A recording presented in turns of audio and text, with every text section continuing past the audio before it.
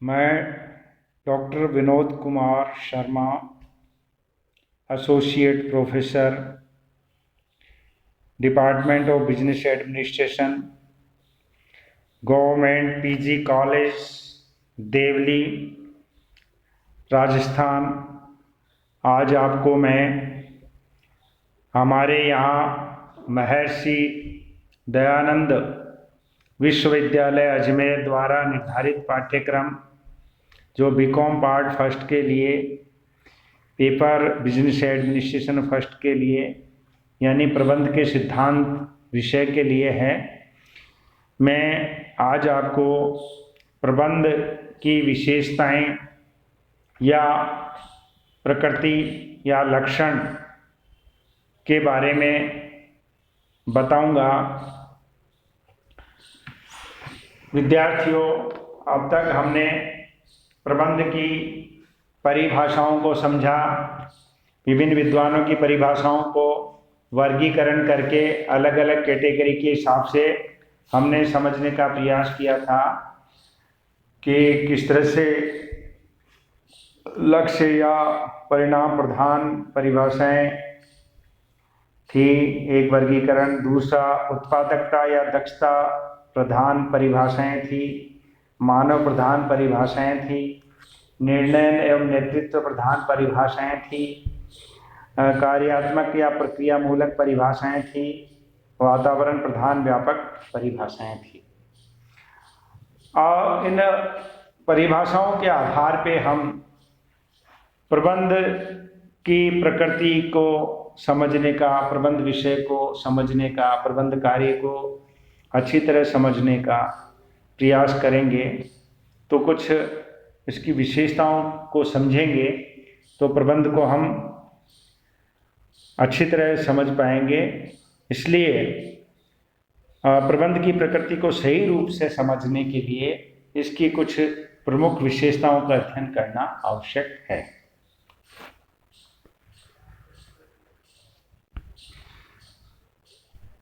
सबसे पहले है प्रबंध एक विशिष्ट कार्य। प्रबंध शब्द का उपयोग विभिन्न अर्थों में किया जाता है, किंतु इसके व्यवस्थित शिक्षण, प्रशिक्षण एवं इसको व्यवहार में अपनाने की दृष्टि से ही इसे विशिष्ट कार्य के रूप में ही माना जाता है। टेरी तथा फ्रैंकलिन ने भी लिखा है, प्रबंध व्यक्ति नहीं है बल्कि एक विशिष्ट कार्य है। वस्तुतः यह एक अत्यधिक चुनौतीपूर्ण एवं परिश्रमपूर्ण कार्य है। यह असंगठित संसाधनों का उपयोग कर उपयोगी उत्पादों सेवाओं का उत्पादन करने में सक्षम है। दूसरी विशेषता है मानवीय कार्य। प्रबंध एक मानवीय कार्य है। यह कार्य मनुष्य द्वारा ही संपन्न किया जाता है। प्रबंध कार्य में कंप्यूटर आदि का उपयोग बढ़ा है, किंतु ये मनुष्य का स्थान नहीं ले सकते हैं। प्रबंध विशेषज्ञ टेरी ने ठीक ही लिखा है कि कंप्यूटर प्रबंध में सहायता करते हैं, किंतु ये मानव का स्थान नहीं ले सकते।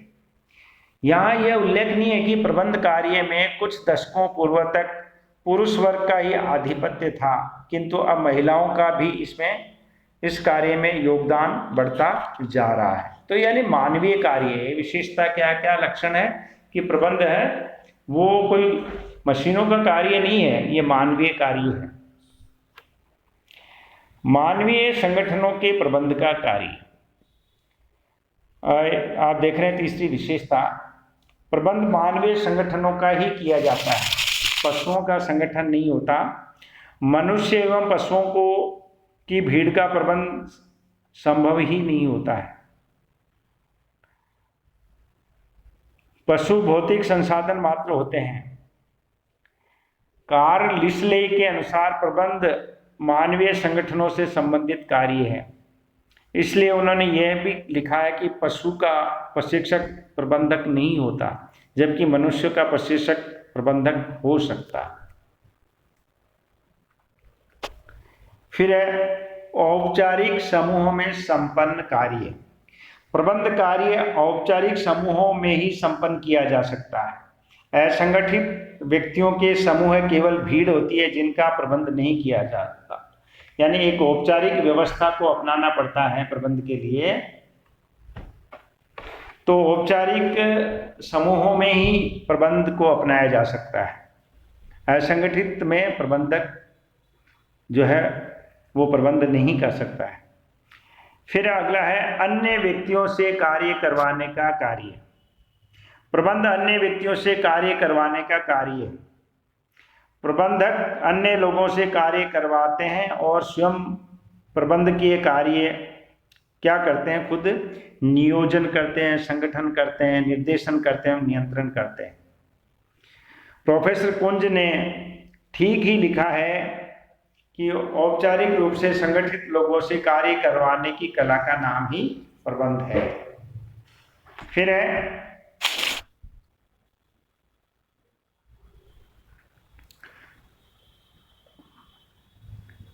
उद्देश्यपूर्ण या स्वोद्देश्य कार्य। उद्देश्यपूर्ण या स्वोद्देश्य कार्य। उद्देश्यपूर्ण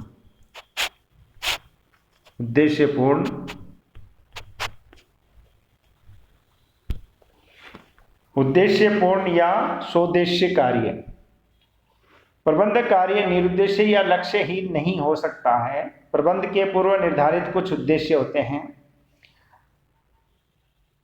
प्रबंध इन उद्देश्यों की पूर्ति के लिए मानवीय एवं भौतिक संसाधनों के कुशल एवं कारगर उपयोग के लिए सतत किया जाने वाला कार्य है। क्रीटनर ने लिखा है कि उद्देश्यों के बिना प्रबंध प्रक्रिया गंतव्य स्थल को निर्धारित किए बिना की गई यात्रा के समान है, जो उद्देश्यहीन एवं निरर्थक होती है। यानी कोई यात्रा का हम कहाँ जाना है अगर ये डिसाइड नहीं करेंगे तो उसी तरह से उद्देश्यहीन जो है वो कोई भी प्रबंधक नहीं कर सकता। पहले उद्देश्य निर्धारित करने पड़ते हैं।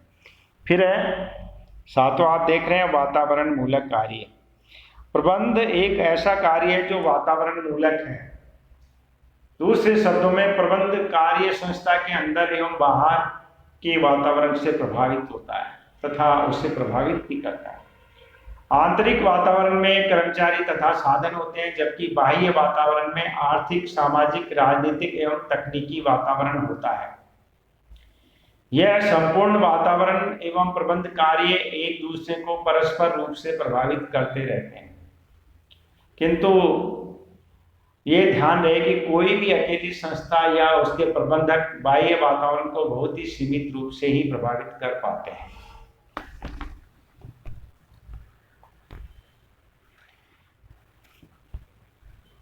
फिर है सृजनात्मक कार्य। प्रबंध एक सृजनात्मक कार्य है। यह कार्य मानवीय तथा भौतिक संसाधनों का इस प्रकार उपयोग करता है कि न्यूनतम लागत पर अधिकतम उत्पादन या सफलता प्राप्त की जा सके। यह साधनों की प्रभावशीलता एवं दक्षता को बढ़ाकर अधिकाधिक उत्पादन का सृजन करने में योगदान देता है। इसलिए ड्रकर ने इसे प्रत्येक संस्था का जीवनदायी तत्व माना है। सार्वभौमिक क्रिया। प्रबंध एक सार्वभौमिक क्रिया है। यह छोटे बड़े धार्मिक, राजनीतिक, सैनिक, सामाजिक, व्यावसायिक आदि संगठनों में की जाने वाली प्रक्रिया है। सार्वभौमिक का मतलब ये है कि ये है अगर जहाँ भी मानव है, जहाँ भी संगठित रूप है, मनुष्य संगठित है और उसकी एक औपचारिक व्यवस्था है, तो वहाँ प्रबंध के सिद्धांतों को लागू किया जा सकता है। इसलिए प्रबंध को क्या माना है? यूनिवर्सल माना है, सार्वभौमिक माना है, यूनिवर्सल एक्टिविटी माना है। फिर है सभी स्तरों पर व्याप्त क्रिया। प्रबंध प्रक्रिया संस्था के सभी स्तरों पर व्याप्त क्रिया है। अन्य शब्दों में चाहे उच्च प्रबंध हो, चाहे मध्यवर्गीय प्रबंधक हो तथा पर्यवेक्षीय प्रबंध हो, सभी के द्वारा की जाने वाली प्रक्रिया है। फिर है क्रिया है और फिर है प्रबंध एक प्रक्रिया है। प्रबंध की एक बहुत बड़ी विशेषता यह है कि यह एक प्रक्रिया है। इस प्रक्रिया ये एक कार्यों की प्रक्रिया है जिसमें निर्देशन आता है, नियोजन आता है, संगठन आता है, नियंत्रण आता है। ये एक समन्वित प्रक्रिया है, तालमेल बनाने वाली प्रक्रिया है, ये एक सामाजिक प्रक्रिया है और समाज में रह के पूरी की जाती है। ये है एक गतिशील प्रक्रिया भी है, वातावरण के अनुसार परिवर्तित होती है, और ये एक सार्वभौमिक प्रक्रिया भी है जो सभी कार्यों में, सभी संगठनों के सभी स्तरों पर तथा सभी देशों में अपनाई जाती है। फिर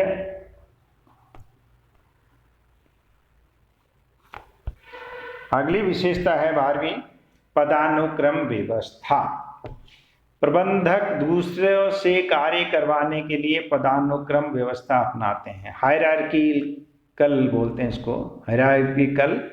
दूसरे शब्दों में प्रबंध दूसरों से कार्य कराने हेतु अपने कुछ अधिकारों को अपने अधीनस्थों को सौंपते हैं। वे अधीनस्थ पुनः अपने कुछ अधिकारों को अपने अधीनस्थों को सौंपते हैं। परिणाम स्वरूप प्रत्येक अधीनस्थ तथा अधिकारी के प्रति उत्तरदायी भी बन जाता है। इस प्रकार संस्था के प्रत्येक स्तर पर अधिकार एवं दायित्व की श्रृंखला, चेन ऑफ कमांड का निर्माण किया जाता है। इस श्रृंखला में विभिन्न स्तरों पर विभिन्न प्रबंधकीय पदों का निर्माण हो जाता है। इसे ही पदानुक्रम व्यवस्था कहते हैं।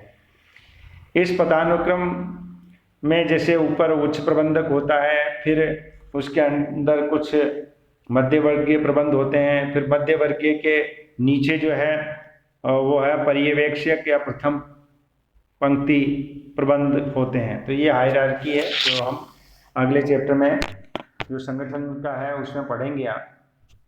फिर है सामान्य सिद्धांत। प्रबंध की एक विशेषता यह है कि इसके कुछ सामान्य सिद्धांत हैं। ये सिद्धांत विभिन्न शिक्षाविदों एवं प्रबंधकों ने गहन शोध एवं अनुभव के आधार पर प्रतिपादित किए हैं।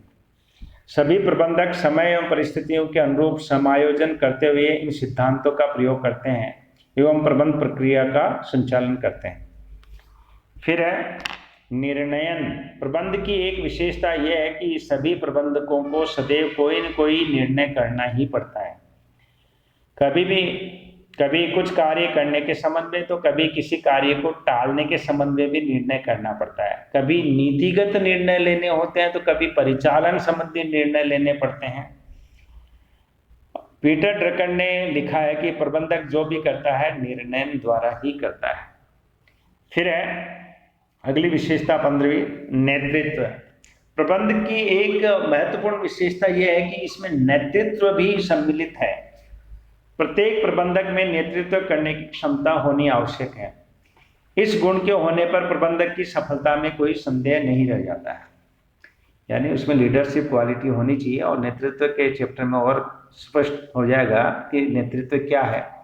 फिर है 16, समन्वय प्रबंध का सार। समन्वय यानी तालमेल बैठाना। जो भी संसाधन है, जो भी भौतिक और मानवीय संसाधन है, उनमें आपस में तालमेल होना जरूरी है और आवश्यकता अनुसार उनका संयोजन करना जरूरी है।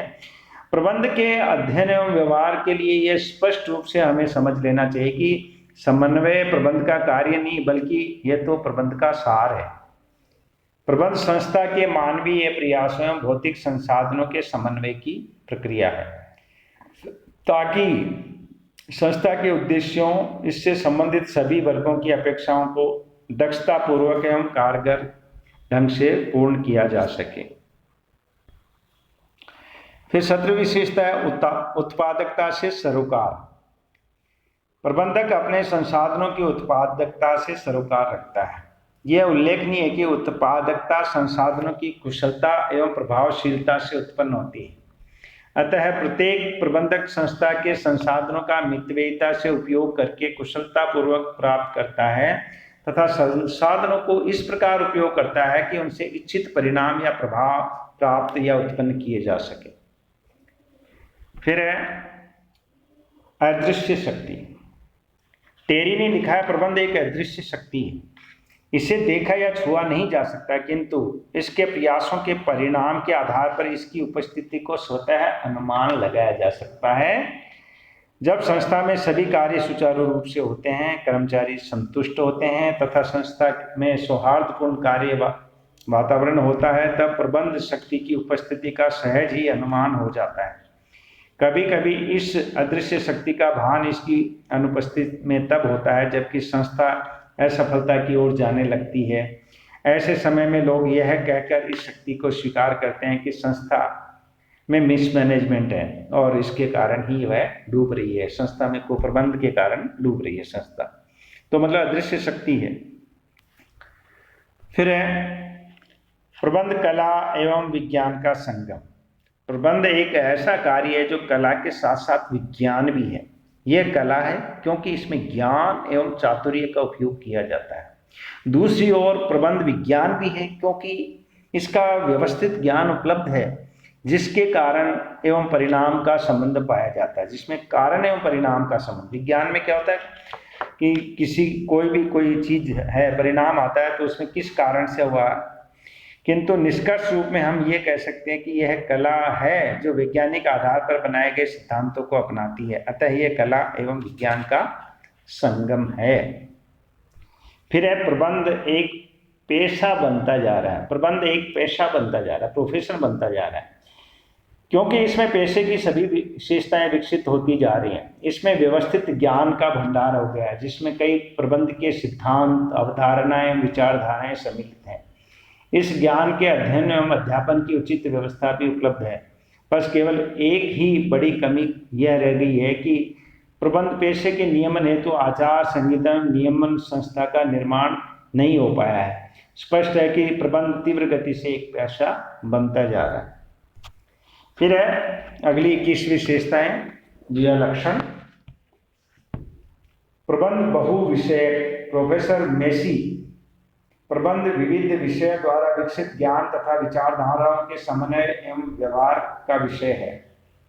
वस्तुतः यह एक ऐसा विषय है जिसमें अध्ययन, अध्यापन एवं व्यवहार में अर्थशास्त्र, समाजशास्त्र, मानव शास्त्र, मनोविज्ञान, इंजीनियरिंग आदि विषयों के ज्ञान का उपयोग किया जाता है। फिर है लास्ट जो 22 विशेषता है वो है स्वामित्व एवं प्रबंध। वृहद स्तरीय यानी बड़े निगमित व्यावसायिक संगठनों में प्राय स्वामित्व एवं प्रबंध पृथक पृथक व्यक्तियों के हाथों में होता है, किंतु इनमें भी प्राय यह देखने में आता है कि उच्च प्रबंधकीय पदों जैसे संस्था के अध्यक्ष, प्रबंध संचालक, चेयरमैन हैं, पर स्वामी नियंत्रणकारी ही कार्य करते हैं। संस्था के नीचे स्तरों पर प्रबंधक पद पर कार्यरत व्यक्ति प्राय स्वामियों के परिवार से असंबद्ध होते हैं, यानी पृथक होते हैं। छोटे एवं मध्य स्तर के संगठनों में तो प्रवर्तक या साहसी ही स्वामी प्रमुख कार्यकारी प्रबंधक होते हैं। यानी छोटा एवं मध्य स्तर का है तो खुद ही वो प्रबंधक भी हो जाते हैं, स्वामी भी हो जाते हैं, प्रबंध का कार्य भी देते हैं। संगठन के निचले स्तर पर नियुक्त प्रबंधक भी प्राय संबंधित व्यक्ति ही होते हैं। डिपेंड करता है कि संगठन का आकार क्या है। बड़ा आकार है तो उसमें प्रबंध अलग होगा, स्वामित्व अलग होगा, किंतु इन सब के उपरांत भी अब स्वामी नियंत्रणकारी शक्ति रखने वाले या प्रवर्तक तथा उनसे संबंधित प्रबंधक भी प्राय औपचारिक शिक्षा प्राप्त व्यक्ति ही होते हैं। ये प्रबंध का ज्ञान एवं चातुर्य रखते हैं, अतः पेशेवर प्रबंध के सिद्धांतों को व्यवहार में अपनाने लगे हैं। तो पृथक पृथक है। तो इस प्रकार से हमने जो विशेषताएं पढ़ी थी प्रबंध की, जो परिभाषाएं पढ़ी थी, उस हिसाब से ये कुछ विशेषताएं हैं जिनमें करीब सभी लक्षणों को हमने एक बार समझा है। धन्यवाद।